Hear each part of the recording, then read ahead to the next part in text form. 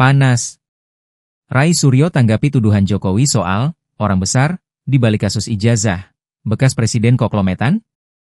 Rai Suryo, pakar telematika sekaligus terlapor kasus dugaan pencemaran nama baik berkaitan dengan tudingan ijazah palsu Joko Widodo, Jokowi, membantah pernyataan sang mantan Presiden RI yang menyebut ada orang besar di balik kasus ini.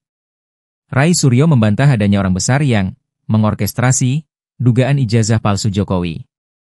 Hal itu diungkapkan Rai Suryo dalam program interupsi yang ditayangkan kanal YouTube Official E-News, Kamis, 7 Agustus 2025. Sama sekali nggak ada orang besar di belakang saya, jadi ini benar-benar ngaco ya. Makanya tadi saya bilang kalau sudah pernah jadi petinggi negara itu harusnya tutur katanya itu diatur. Jangan celometan kayak gini, ini kan celometan kan, bekas presiden kok celometan, ungkap Rai Suryo. Celometan adalah ungkapan dalam bahasa Jawa yang memiliki arti mengungkapkan atau berteriak tidak beraturan. Menurut Rai Suryo, pernyataan tersebut justru mengindikasikan kesengajaan untuk memperpanjang polemik ini. Karena dia kemudian memancing orang-orang untuk berpendapat, itulah yang namanya tidak negarawan, ujarnya. Jadi menurut saya, ini nggak bijak, kekanak-kanakan, childish, dan justru memecah belah bangsa ini, ungkap Rai Suryo. Pernyataan Jokowi.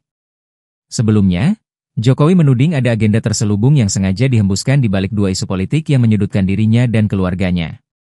Bahkan Jokowi menyebut terdapat tokoh besar yang membuat tudingan ijazah palsu hingga wacana pemakzulan Wakil Presiden Gibran Rakabuming Raka.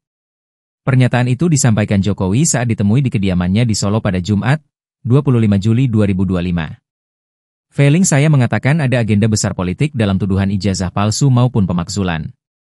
Artinya memang ada orang besar yang membackup. Semua sudah tahulah, ujarnya tanpa menyebut nama pihak yang dimaksud.